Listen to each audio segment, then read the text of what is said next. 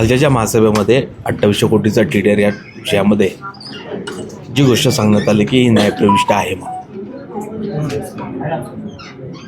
न्यायप्रविष्ट असताना महानगरपालिकेने दयाबाई कंपनीला ताबाभोवती दिली.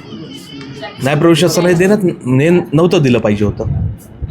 तदनंतर सुप्रीम कोर्टात जेव्हा गेले, सुप्रीम कोर्टात महानगरपालिका गेले, तारीख 20 होती.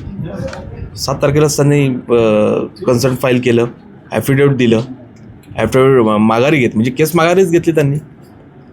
या सगळ्या गोष्टींमध्ये कुठेतरी काहीतरी कालच्या त्या महासभेत चालू झालेल्या मसाल्यामध्ये हा 2800 कोटीचा TDR शिजतो. कारण की तो जो पहिला टॉपिक चालू करण्यात आला होता, खरं तर या लक्षवेधीवरती बोलायला पाहिजे होतं, तर वेगळा टॉपिक त्यात घुसवायचा होता, म्हणून दुसऱ्या या महासभेमध्ये या सर्व गोष्टी केल्यात.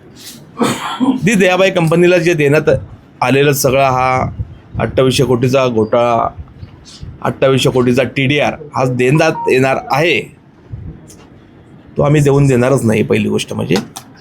पण यात सर्वात मोठा दलाल आहे जग्गू खेतवानी ठाण्यातला. ज्या पद्धतीने या TDRचं मूल्यमापन केलं जाते, ठाणेकरांच्या पैशावरती खेळलं जाते, त्या प्रकारेच न्यायप्रविष्ट आहे म्हणून ती लक्षवेधी घेतली नाही आणि ती लक्षवेधी पुढच्या महासभेमध्ये घेऊयात.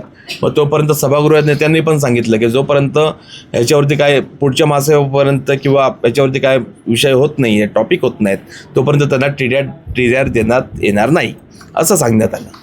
तो टॉपिक तिथं थांबवला गेला. थांबवल्यानंतर आता सगळं आव्हाड साहेबांनी आणि मनोज प्रधान साहेबांनी तो स्पष्ट केलंच आहे. आव्हाड साहेबांची प्रेस झाली होती याच्यामध्ये, काल ट्विट केले त्यांनी. तर आता सगळं स्पष्टीकरण आहे. त्या कोठारी कंपाऊंडपासून लगत असलेली ती 193 एकर, त्या जागेवरती 40 वर्षापूर्वी हा चालू झालेला वाद, दयाबाई कंपनी, त्यात 24 एकरमध्ये असलेलं बांधकाम आणि बाकी इतर फॉरेस्ट सगळं आहे ते. तर दयाबाई कंपनी स्वतः बोलली होती की बाबा माझी 24 एकर मला बाजूला द्या, बाकी तुम्हाला जे काय करायचं ते करा. हे जर असतं ना, म्हणजे थोडक्यात काय सांगायचं आहे की नंतर 40 वर्षानंतर त्यांना आता 2017मध्ये खूप मोठा असा पैसे भेटणारच असं त्यांना आयडिया सुचली. मोठे पैसे येतील, बांधकाम करून तर पैसे येणार नाही आहेत, मग काय करायचं आहे ते TDR घेऊन पैसे कमवायचे. तो हा 2800 कोटीचा TDR. फॉरेस्टची जागा, सर्व काही असेल ते फॉरेस्टचं असेल, टेकडी आहे 220 मीटरची, त्या टेकडीवरती पार्क करून कोण चालायला जाणार आहे? ठीक आहे, या सर्व गोष्टी करताना त्याच्यावरती ॲमेझॉन पार्क आहे ना, ते डायव्हर्सिटी हे आहे. त्या बायोडायव्हर्सिटीमध्ये असं आहे की बायोडायव्हर्सिटी असेल तर 0.8% फक्त TDR देण्यात येणार. म्हणून हे असं ते बाजूला करून पाक रिझर्वेशन घुसवून त्या प्रकारे तो 2800 कोटीचा TDR हा सगळ्यात मोठा खेळ आहे. खेळ खेळतोय कोण? महानगरपालिका आणि दयाबाई कंपनी. त्या दयाबाई कंपनीचा जो दलाल आहेत ते जग्गू खेतवानी. कोण खेळायला पाहिजे होतं याच्यामध्ये? त्या जागेच्या विरोधात कोण गेलं पाहिजे होतं? महानगरपालिका गेली नव्हती पाहिजे होती. जर ह्यांना कन्सर्न दाखल करायचं होतं दयाबाई कंपनीला, तर त्यांनी फॉरेस्टच्या विरोधात जागा क्लिअर करण्यासाठी करायला पाहिजे होतं का आम्हाला TDR द्या म्हणून महानगरपालिकेत गेलं पाहिजे होतं? हा सगळ्यात सर्वात मोठा खेळ, हा सर्वात मोठा जुगाड झालेला आहे पैसे कमवण्यासाठी, खिशे भरण्यासाठी. हा ठीक आहे.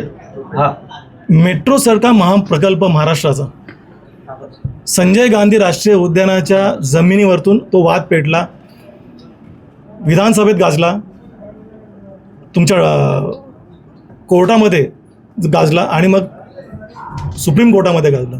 असा विषय, त्याच्यामुळे आपल्याला कारशेड बदलावा लागला. असं असताना 193 एकर ही जी जागा आहे, ही जी सरकारी जागा आहे, या सरकारी जागेला नगरपालिकेला द्यायचा अधिकार मुळात आहे का? मला आपल्या माध्यमातून सर्व पत्रकार बांधवांना, जो आपण चौथा स्तंभ आहे, ह्याला माझी एक भावनिक आव्हान आहे का आपण ह्याच्यावरती एक मताने आणि एक दिलाने भविष्यासाठी लढूया. आणि हे जे 193 एकर जी जागा, ज्याचा अधिकार मुळात नगरपालिकेला नाही आहे, मी ओरडतो, तू मला चूप कर, आपण दोघं मिळून हे वाटून खाऊ, अशा प्रकारचा हा जो अट्टहास या नगरपालिकेने धरलेला आहे तो कुठेतरी खोडून काढायचा आहे. आपण आम्हाला साथ द्या आणि जनतेला न्याय द्या आपल्या माध्यमातून, एवढंच.